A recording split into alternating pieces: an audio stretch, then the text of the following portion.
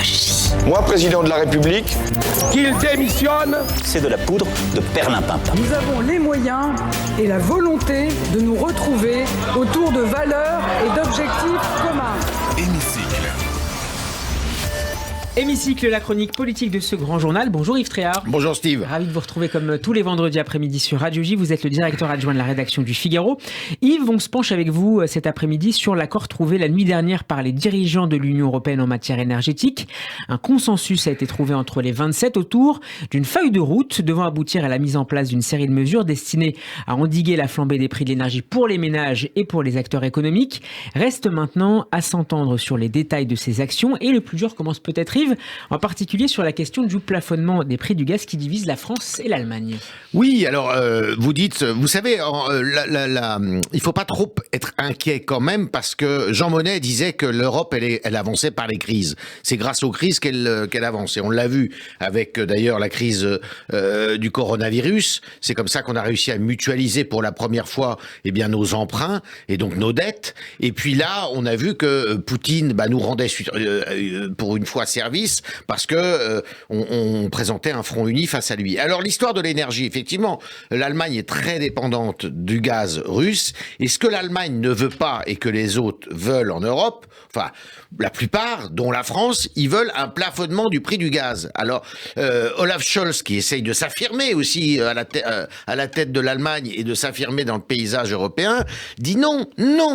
Pour quelle raison ? On ne veut pas. Il s'est fâché même ces dernières heures en disant avant le sommet, en disant mais si on plafonne le prix, la consommation va augmenter et du coup on va être obligé d'en importer plus et ça va nous coûter plus cher. Donc c'est une mauvaise opération. Alors les Français, ça s'entend. Alors les Français qui consomment moins de gaz, les Français consomment plus d'électricité et eux consomment plus de gaz. Ils sont pas tout à fait d'accord avec ça et Macron voudrait qu'on plafonne effectivement le gaz et surtout, il voudrait qu'on désindexe le prix de l'électricité sur celui du gaz, parce que le prix de l'électricité dont nous sommes des fabricants, si je puis dire, des producteurs, grâce à l'énergie nucléaire, même si notre appareil nucléaire est un peu défaillant en ce moment, ce prix du gaz est quand même inférieur à celui ce prix de l'électricité est inférieur à celui du gaz. Emmanuel Macron qui recevra à l'Élysée mercredi prochain le chancelier allemand Olaf Scholz.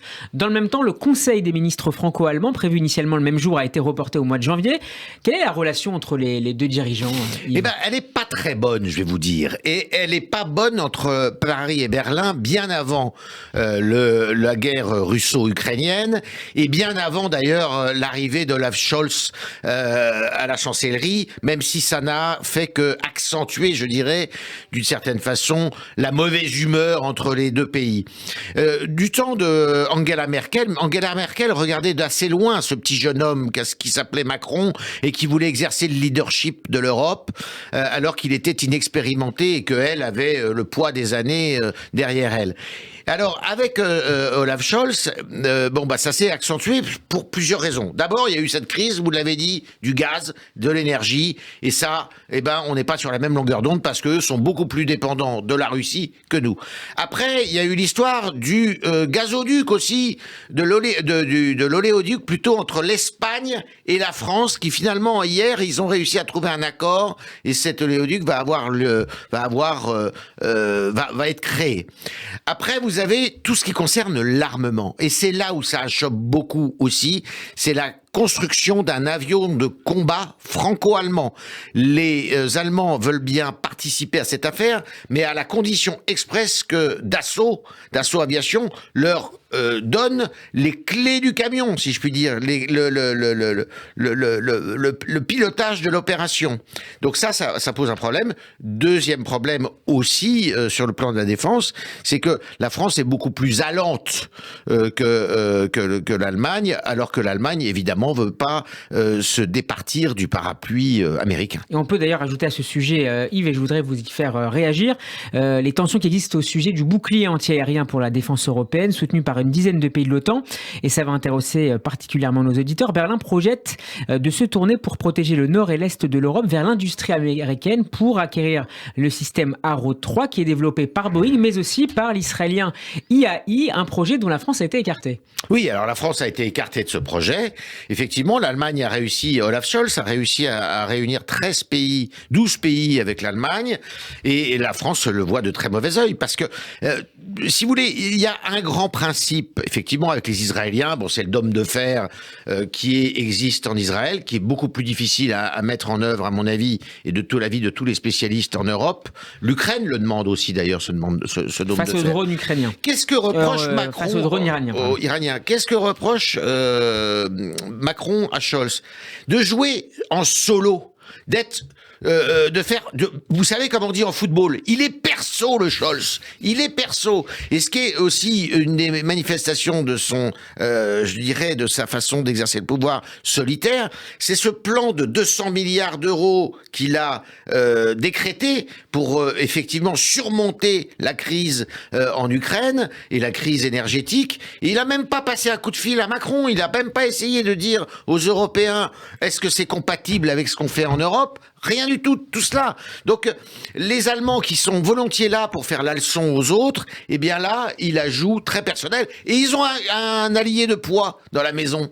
Eh ben, c'est Madame Ursula von der Leyen, puisqu'elle est elle-même ressortissante allemande et qu'elle, comme vous le savez, qu'elle préside la Commission européenne. Alors, devant la presse, Emmanuel Macron a écarté hier l'idée d'une panne du partenariat franco-allemand, tout en mettant en garde, vous le disiez Yves à l'instant, contre un isolement de l'Allemagne. D'autres dirigeants européens tensent également le manque de solidarité de Berlin. Est-ce que la position d'Olaf Scholz est tenable sur la durée? Oui, parce que si vous voulez, tout ça va s'aplanir et se résoudre. On l'a vu cette nuit.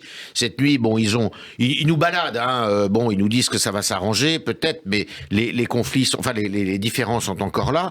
On l'a vu, je vous l'ai dit, avec l'oléoduc, là, ça va marcher, apparemment. Et puis, ils vont trouver des accords. Je pense qu'ils vont trouver des moyens. Il n'y a pas de divorce. Il n'y a pas de divorce en vue. Ça serait, on n'est pas avec la Grande-Bretagne, là. Ça n'a rien à voir. C'est l'histoire qui est convoquée avec l'Allemagne, vous voyez?